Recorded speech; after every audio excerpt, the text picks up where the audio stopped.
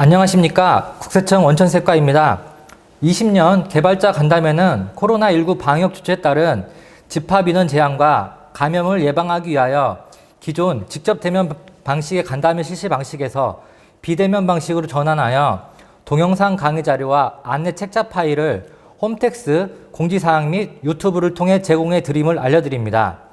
오늘 동영상 강의는 20년 연말정산 관련 주요 개정세법 내용 및 계산 사례를 설명하고 이후 근로소득 지급용서에서 등 전산매체 변경 내용을 설명해 드릴 예정입니다. 이용자의 편의를 위해 오늘 교육은 개발자 간담회 책자 파일 내용 위주로 설명해 드릴 예정으로 홈택스를 통하여 제공해 드리는 개발자 간담회 책자 파일을 교육 교재로 활용하시기 바랍니다.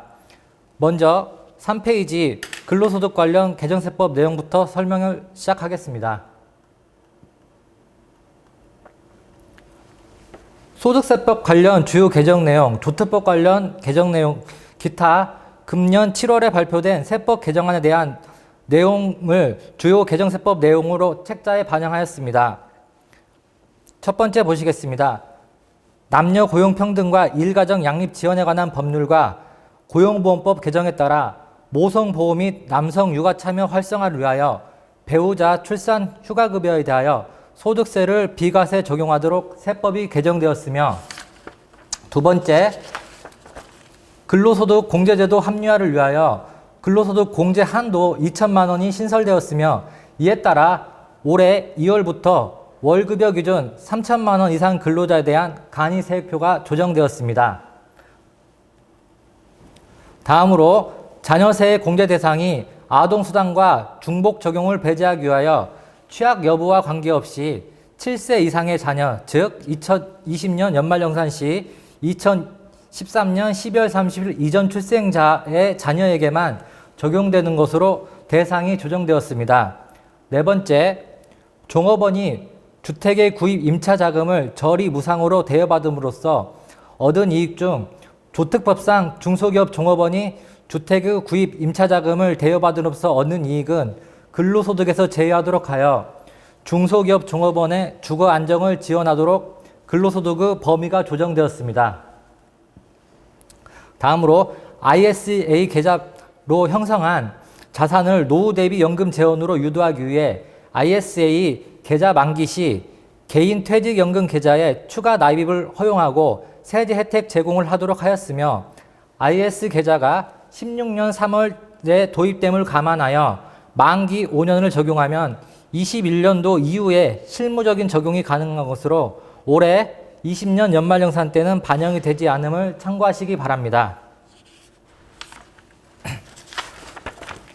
야간근로수당 등이 비과세되는 생산직 근로자의 총급여 요건이 직전 과세기간 2,500만 원 이하에서 3,000만 원 이하로 요건이 완화되었으며, 기부 활성화를 지원하기 위해 기부금 공제 방식이 먼저 발생한 2월 기부금 공제 후에 당해 과세기간 기부금을 공제하도록 계산 방식이 조정되었으며, 개정된 공제 방식 적용은 작년 19년 귀속 연말정산 시부터 적용되어 올해 새롭게 변경된 내용이 아님을 양지하시기 바랍니다.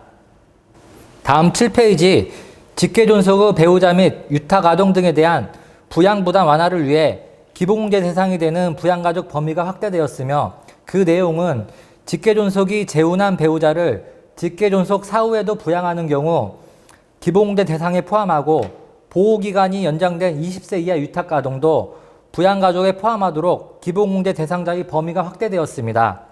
또한 19년도부터 7천만 원 이하 근로자의 산후조리원 비용이 의료비 세액 공제 대상에 포함됨에 따라 의료비 지급 영수증 등의 산후조리원 영수증을 포함하도록 시행규칙에 반영하였습니다. 근로자의 소득세 환급 편의 제고를 위해 소득세법 기본 통칙의 내용을 소득세법 시행규칙으로 이관하여 원천징수 의무자가 환급 신청한 후 폐업, 부도 등으로 환급액을 지급받기 어려운 경우 근로자가 직접 환급 신청할 수 있도록 신청 방법을 개선하였습니다.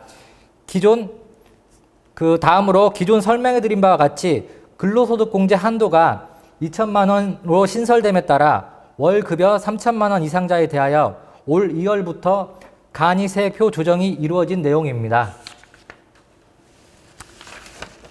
다음으로 기부금 영수증 허위 발급 억제를 위하여 기부금 영수증 발급 불성실 가산세를 기존 2%에서 5%로 인상하였으며 군인의 자격유지 훈련수당에 대한 소득세 비과세를 명확하게 하기 위해 항공수당 및 함정근로수당의 범위를 명확화하였습니다. 실손의료보험금 지급자료 제출 기간에 우정사업본부를 추가하는 소득세법 시행령이 개정되었습니다. 이것으로 소득세법 주요 개정사항에 대한 설명을 마치고 11페이지 조특법 주요 개정 내용을 설명해 드리겠습니다. 벤처기업 주식 매수 선택권 행사이익 비과세 적용기한이 2021년 12월 31일까지 연장되었으며 비과세 한도가 기존 연간 2천만 원에서 3천만 원으로 확대되었습니다.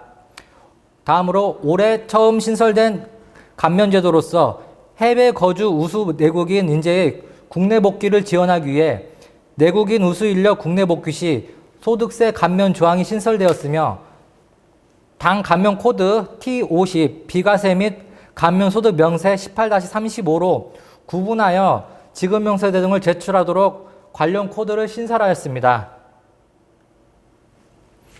다음으로 중소중견기업 청년 재직자의 자산 형성 및 장기 근속을 지원하기 위하여 청년 내일채용 공제에 가입하여 공제 만기 2, 3년 후 내일채용 공제와 연기하는 경우에는 해당 납입기간을 합산하도록 하는 조특법 내용을 개정하여 청년 근로자에 대한 성과보상기금에 대하여서도 감면 적용하도록 하였습니다.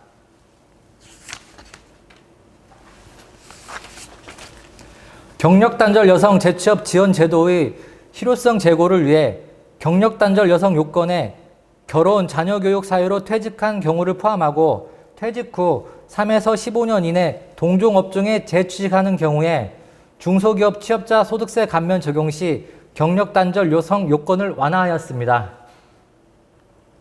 다음으로 50세 이상, 즉 2020년 귀속 연말정산 기준의 경우 1970년 12월 31일 이전 출생자의 노후 대비를 위해 개인 퇴직연금 납입 지원 확대를 위하여 연금계좌 세액 공제 한도를 200만 원 확대하여 연금저축 계좌를 포함한 퇴직연금 공제 한도가 900만 원까지 확대되었습니다. 총 급여별 공제율 적용제의 대상은 책자 내용을 참고하시기 바랍니다. 다음으로 15페이지 신용카드 등 사용금액 소득공제 적용기한 연장 및 신문구독료 소득공제 확대 내용에 대하여 설명드리겠습니다. 신용카드 등 사용금액 소득공제 적용기한이 2022년 12월 31일까지 연장되었으며 신문구독료를 2021년 1월 1일 이후 사용하는 분부터 총 급여 7천만 원 이하자에 적용되는 도서공연, 박물관, 미술관 사용분과 동일한 30%의 소득공제율을 적용하는 내용으로 개정되었으며 신문 구독료에 대한 신용카드 등 소득공제 제도는 20년 연말정산에는 적용되지 않고 다음 연도인 21년 연말정산 시 적용됨을 참고하시기 바랍니다. 국공립 박물관, 미술관을 포함하여 박물관, 미술관법에 따른 박물관, 미술관 입장을 위해 문체부 장관이 지정하는 사업자에게 지급한 금액을 박물관, 미술관 입장료 소득공제 대상에 포함하는 것으로 명확화하였습니다. 다음으로 그동안 소득공제 시기가 불분명하여 연말정산 간수화 서비스에 제공되는 어려움이 있어 납세자가 불편을 겪는 점을 개선하기 위해 엔젤투자 소득공제 시기를 출자일 또는 투자일이 속하는 과세연도에 공제받음을 원칙으로 하고 투자자 요청 시 출자 또는 투자 후 2년이 되는 날이 속하는 과세연도까지 중 1과세연도를 선택할 수 있도록 하였습니다.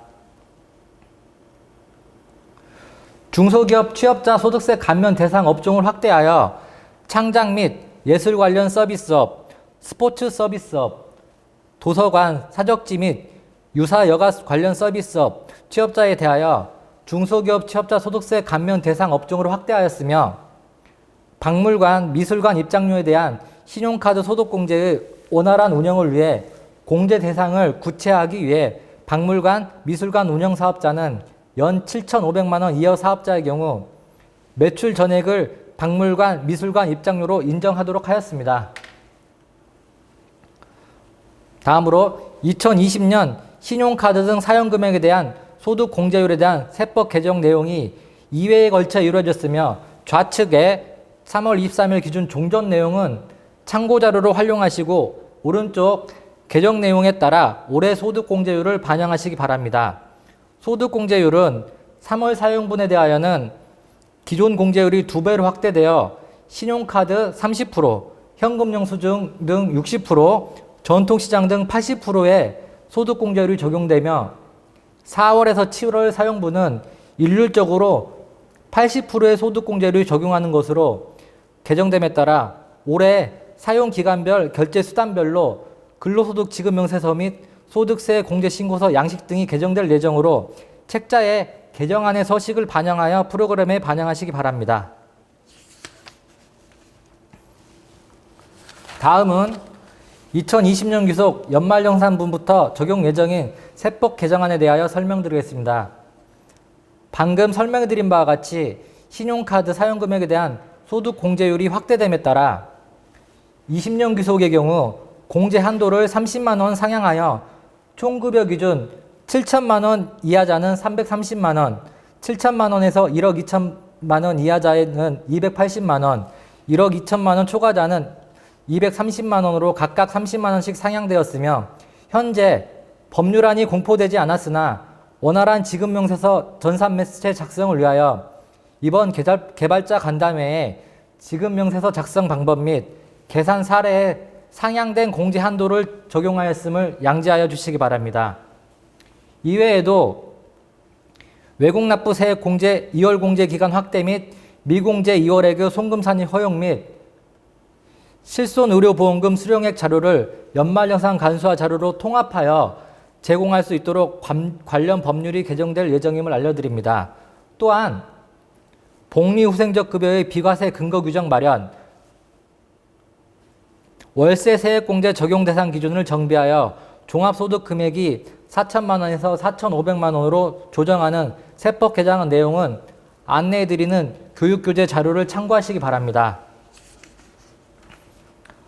이상으로 세법 개정사항에 대한 내용은 마치고 30페이지 기부금 소득세액공제 적용 방법에 대한 설명드리겠습니다. 기부금 공제 대상 금액 한도 계산은 첫째, 정치자금 기부금, 둘째, 법정기부금, 셋째, 우리사주 조합기부금, 넷째, 지정기부금 순으로 계산하며 기부금 세액공제의 계산은 같은 유형의 기부금 중 2월된 분과 당해연도분이 동시에 적용되는 경우 기부연도가 빠른 2월 기부금부터 세액공제를 적용하고 기부금이 다른 유형별로 존재하는 경우 정치자금 기부금과 우리사주 조합 기부금은 2월 공제가 허용되지 않으므로 계산 순서는 첫째, 정치자금 기부금, 둘째, 2월 법정 기부금, 셋째, 당해연도 법정 기부금, 넷째, 우리사주 조합 기부금, 다섯째, 2월 종교단체의 지정 기부금, 여섯째, 당해연도 종교단체의 지정 기부금, 일곱 번째, 2월 종교단체 지정 기부금, 여덟 번째, 당해연도 종교단체 지정 기부금 순으로 적용되며 기부금 공제 순서는 19년도 연말정산 계산 방식과 변경사항이 없으며 33페이지의 계산 사례를 수록한 계산 사례를 참고하시기 바랍니다. 다음으로 올해 계산 방식이 대폭 변경된 신용카드 등 사용금액 소득공제 계산 방법을 설명해 드리겠습니다. 교재 35페이지 보시면 결제 수단별, 사용기간별로 소득공제율이 세분화됨에 따라 올해 신용카드 사용액 소득공제는 결제 수단별 항목과 별도로 사용기간별로 세 가지 항목으로 분류하여 3월 사용액, 4월에서 7월 사용액, 그 외 사용분으로 구분하여 적용됩니다.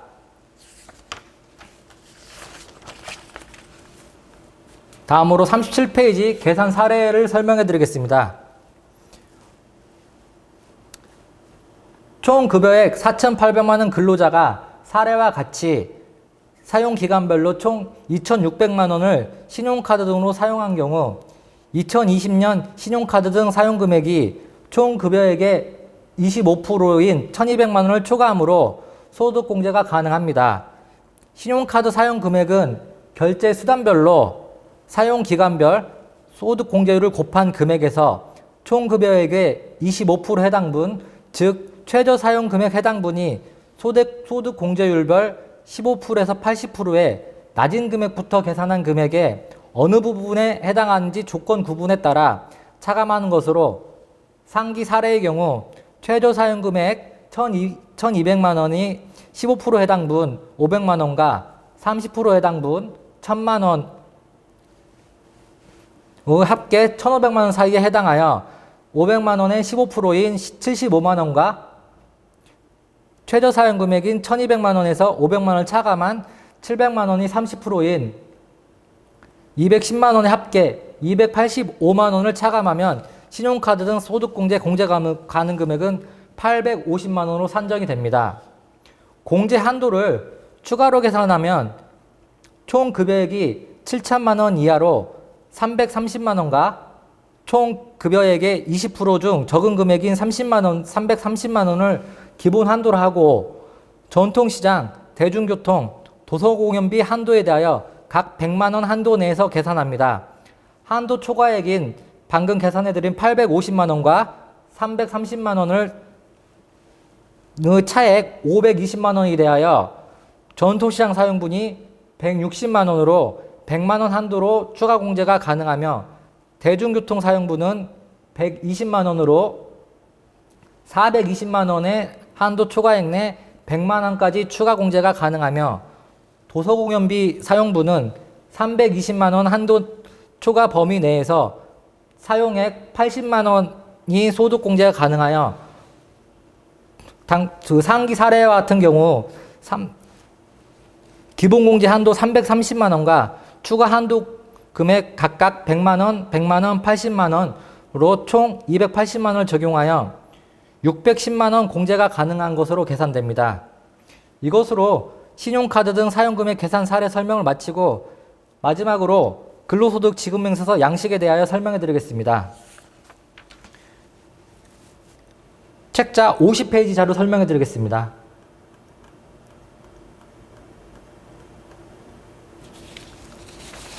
올해 신설된 내국인 우수 인력의 국내 복귀에 대한 소득세 감면은 비과세 감면 소득 명세 18-35에 추가되었으며 다음 장 81번에 실효세율란이 신설되었습니다. 또한 각종 소득공제, 세액공제 항목 중 신용카드 등 사용액 공제에 대하여 사용 기간별로 구분하여 기재하는 것으로 변경되었음을 참고하시기 바랍니다. 관련 서식은 첨부해드리는 교재를 활용하시기 바라며 이상으로 20년 연말정산 관련 주요 개정 세법 및 계산 사례 설명을 마치겠습니다. 다음으로 근로소득 지급명세서 등 전산매체 변경 내용에 대하여 설명해 드릴 예정입니다. 감사합니다. 안녕하십니까. 2020년 귀속 근로소득 지급명세서 전산매체 제출 요령 강의를 맡은 정지훈입니다. 이번 시간에는 2020년 귀속 근로소득 지급명세서 전산매체 제출 요령 변경 내용에 대한 설명을 진행하겠습니다. 세법 개정에 따른 변경 내용뿐만 아니라 업무 개선에 따른 변경 내용도 포함시켜 변경된 모든 내용을 설명하도록 하겠습니다. 그럼 설명 시작하겠습니다. 첫 번째 변경 내용은 전산매체 파일 길이 변경입니다. 전산매체의 파일 길이가 19년 귀속 2082바이트에서 20년 귀속 1893바이트로 변경되었습니다. A 레코드부터 I 레코드까지 모든 레코드의 길이를 1893바이트로 변경해 주십시오. 올해 신규 항목 추가가 많은데 전산매체 전체 길이가 줄어서 의아해 하시는 분들이 있을 수 있는데요. 보통 근로소득 전산매체 길이는 소득세 공제 명세, 이 레코드의 길이에 의해 결정됩니다. 올해 이 레코드에 항목 추가가 많이 있었지만 입력 가능한 부양 가족의 숫자가 5명에서 3명으로 줄어서 전체 길이가 줄게 되었습니다. 이레코드 길이 변경 관련 상세 내용은 해당 항목 설명 시 다시 짚어드리겠습니다. 두 번째 변경 내용은 종교 관련 종사자 여부 항목 오류 기준 추가입니다. 종교 관련 종사자 여부 항목은 19년 기속에 추가된 항목입니다. 19년 기속 자료 수집을 마치고 수집 자료를 분석해 보니 종교 관련 종사자가 아닌데 해당 항목을 여러 표시한 자료가 너무 많아서 20년 기속 자료 수집 시에는 오류 값이 들어오지 않도록 오류 체크를 강화하였습니다. 추가한 오류 체크는 종교단체 소속이 아닌데 종교 관련 종사자 여부를 여러 선택할 경우 오류로 판단합니다. 소득자가 종교단체 소속인지는 원천징수 의무자의 사업자 번호를 기준으로 판단하니 참고하시기 바랍니다. 세 번째 변경 내용은 벤처기업 주식 매수 선택권 행사 이익 비과세 한도 확대입니다. 강의 자료에 19년 오류 기준과 20년 오류 기준을 비교해서 보시면 이해하기 쉬우실 것입니다. 기존 오류 기준의 한도 체크 기준을 2천만 원에서 3천만 원으로 변경하시기 바랍니다. 네 번째 변경 내용은 내국인 우수 인력 국내 복귀 소득세 감면 항목 추가입니다. 새로운 감면 소득이 신설되면 감면 소득 금액 입력 항목 추가가 필요합니다. 주연 근무처 명세 C67, 종전 근무처 명세 D55, 감면 소득 항목이 추가되었습니다. 추가된 항목의 오류 기준은 감면 소득 항목들에 공통적으로 적용되는 오류 체크여서 추가하는 데 어려움 없을 것입니다. 이어서 하단의 관련 변경 설명하겠습니다. 관련 변경의 내용은 감면 항목 신설로 영향받는 항목들을 모아서 정리해 놓은 것입니다. C64, C75, D63 항목은 기존에 존재하는 오류 체크에 신설된 감면소득 항목을 추가하는 간단한 변경입니다. 마지막 C119번 항목의 변경이 중요한데요. 우측 오류 기준 3에 원번호 4번을 봐주시기 바랍니다. 감면소득의 경우 감면 맞는 소득 금액을 입력하고 해당 금액을 기준으로 계산한 실제로 감면받는 세액을 별도로 입력해줘야 합니다. 신설된 감면 항목의 세액은 C119번 항목에 입력해주면 됩니다. C119번 항목은 이번에 신설된 우수인력 국내복귀 소득세 감면 세액뿐만 아니라 경영성과급 소득세 감면, 성과보상기금 소득세 감면, 우수인력 국내복귀 소득세 감면까지 총 4개 감면의 세액을 합산해서 입력받게 되었습니다.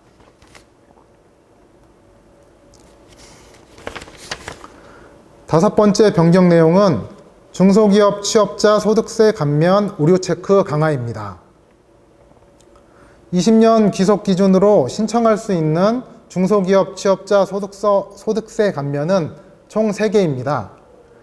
50% 감면율을 가지는 T11, 70% 감면율을 가지는 T12, 90% 감면율을 가지는 T13입니다. 해당 감면 대상자는 3개의 감면율 중에 한 개만 신청해서 감면받을 수 있으며 2개 이상의 감면율을 신청하면 오류로 판단합니다. 예를 들면 종전근무처 소득은 50%로 신청하고 주연근무처 소득은 90%로 신청하면 제출 불가능합니다. 작년 오류 체크와 비교해서 추가로 설명드리면 작년에는 70% 감면율과 90% 감면율만을 대상으로 교차 감면 시 오류로 판단했었는데요. 올해는 50%, 70%, 90% 모든 감면율을 대상으로 교차 감면 시 오류를 판단하도록 오류 체크가 강화된 것입니다. 여섯 번째 변경 내용은 근로소득공제 공제한도 추가입니다. 작년까지는 공제한도 없이 공제금액 계산식에 따라 계산된 모든 금액을 공제받을 수 있었습니다. 올해는 세법 개정으로 공제한도 2천만 원이 신설되었으니 해당 오류 체크 꼭 적용해 주시기 바랍니다.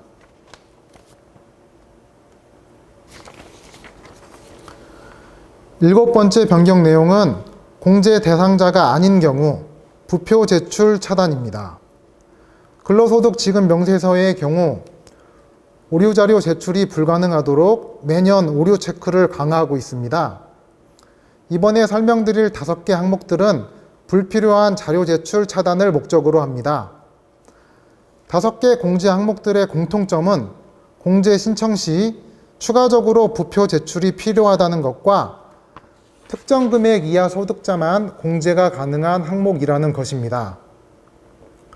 추가한 오류 체크의 내용은 총 급여가 기준 금액을 초과하여 공제 대상자가 아닌 경우 부표가 제출되어 있다면 오류로 판단하겠다는 것입니다.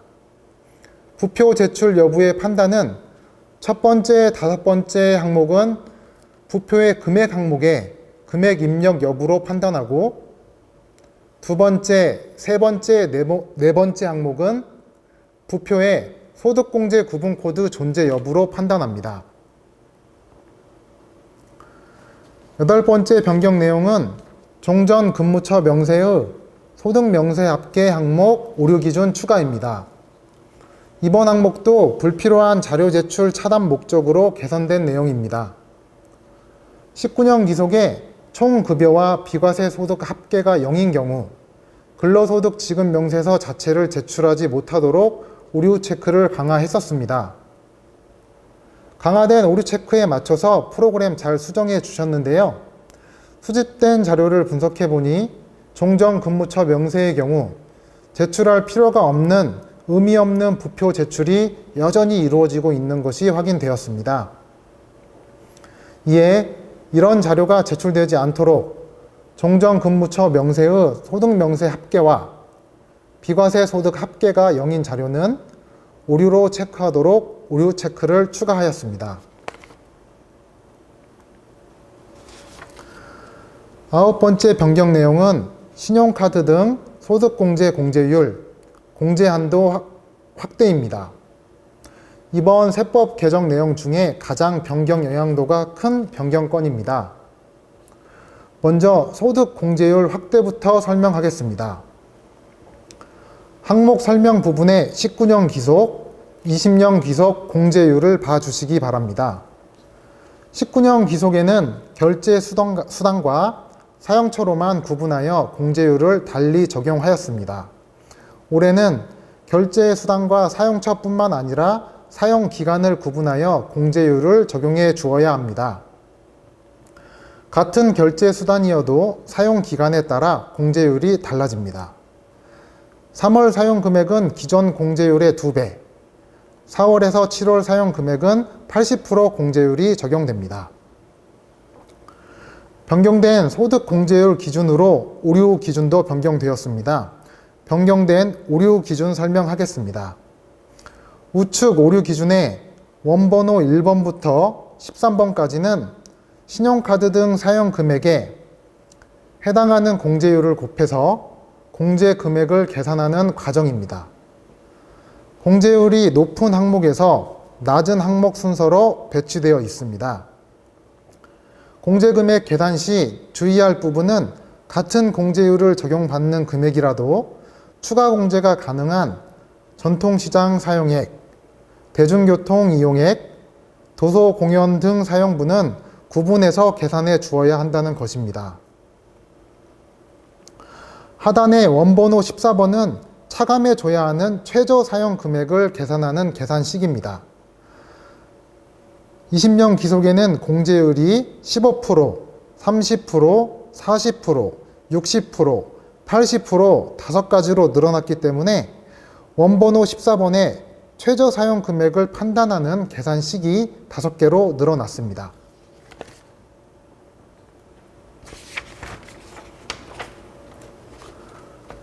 이어서 신용카드 공제한도 변경 내용 설명하겠습니다. 항목 설명에 19년, 20년 공제한도 살펴보겠습니다.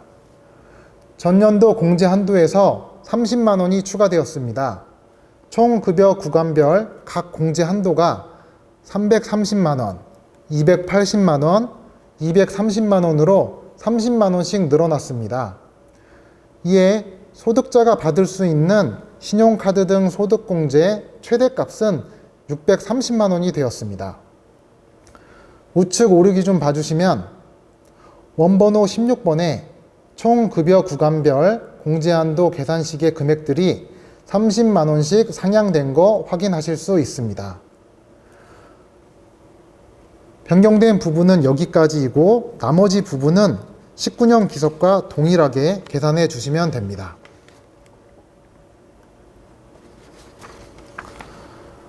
이어서 신용카드 등 소득공제 관련 변경 설명하겠습니다. 20년 기속 연말 정산 시 신용카드 등 사용 금액을 기간별로 구분하여 해당하는 공제율을 적용하려면 신용카드 등 사용 금액이 기간별로 구분되어야 하겠죠. 신용카드 등 사용 금액을 기간별로 구분하여 입력하도록 서식이 개정되었습니다. 이에 전산매체의 소득세 공제 명세, 신용카드 등 사용 금액 항목을 3월, 4월에서 7월 그 외 기간의 사용 금액으로 구분하여 입력하도록 수정하였습니다. 기존에 1년 동안의 사용 금액을 입력하는 구조에서 기간별로 구분해서 입력하는 구조로 변경하다 보니 신용카드 등 사용 금액 입력 항목이 대폭 늘어났습니다. 소득세 공제 명세 입력 항목 증가로 인해 한 개의 이레코드에 입력 가능한 부양가족의 숫자도 변경되었습니다. 19년 기속에는 한 개의 이 레코드에 부양가족 5명에 대한 자료 입력이 가능했었습니다. 20년 기속에는 한 개의 이 레코드에 부양가족 3명에 대한 자료 입력만이 가능한 구조로 변경되었으니 프로그램 변경 시 이 부분 빠뜨리지 마시고 꼭 반영해 주시기 바랍니다. 신용카드 등 사용금액 관련 마지막 변경사항은 기존에 존재하던 항목 삭제입니다. 강의 자료에 정리된 E33에서 E238까지 10개의 공란 항목이 삭제되었습니다. 19년 기속 전산매체 설계 시 제로페이 항목 추가를 위해 공란을 추가했었는데요. 아시는 바와 같이 제로페이 사용금액 구별 실익이 없어서 해당 항목을 모두 삭제 처리하였습니다.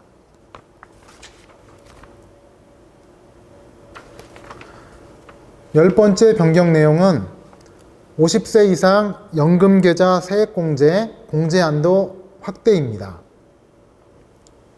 50세 이상자의 연금계좌 세액공제 한도가 연금저축은 600만 원으로, 연금계좌 전체 한도는 900만 원으로 200만 원씩 늘어났습니다. 총급여 1억 2천 초과 소득자, 그리고 총급여 1억 2천 이하 소득자지만 50세 미만 소득자는 공제 한도 변경이 없습니다. 총급여 1억 2천 이하이면서 50세 이상 소득자의 공제 한도만 상향되었다는 점 주의해 주십시오. 아래 관련 변경도 확인하겠습니다. 연금계좌 세액공제를 신청할 경우 상세 내역을 부표로 제출해야 합니다. 이번 변경은 연금저축 등 소득세 공제 명세 부표에 소득세 공제 금액 항목 오류 기준입니다. 연금계좌 세액공제 항목에 입력한 공제 금액이 정확한지에 대한 오류 체크는 C레코드에서 수행합니다. 부표인 F레코드의 소득세 공제 금액 항목에서는 계산상 나올 수 있는 최대값만을 체크합니다. 이에 원번호 1번 오류 기준에 700만 원을 연금계좌 전체의 최대 공제 한도 900만 원으로, 원번호 3번 오류 기준에 400만 원을 연금저축 최대 공제 한도 600만 원으로 수정해 주시면 됩니다.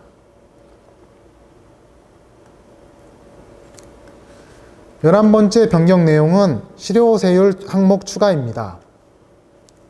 항목 설명에 실효세율 계산 방법과 소수점값 처리 방법 확인하셔서 동일하게 적용해 주시기 바랍니다. 제출한 지급 명세서의 총급여와 결정세액 값을 이용하여 실효세율 값을 계산하기 때문에 제출한 실효세율 값과 국세청 프로그램이 계산한 실효세율 값이 완벽하게 일치해야 합니다.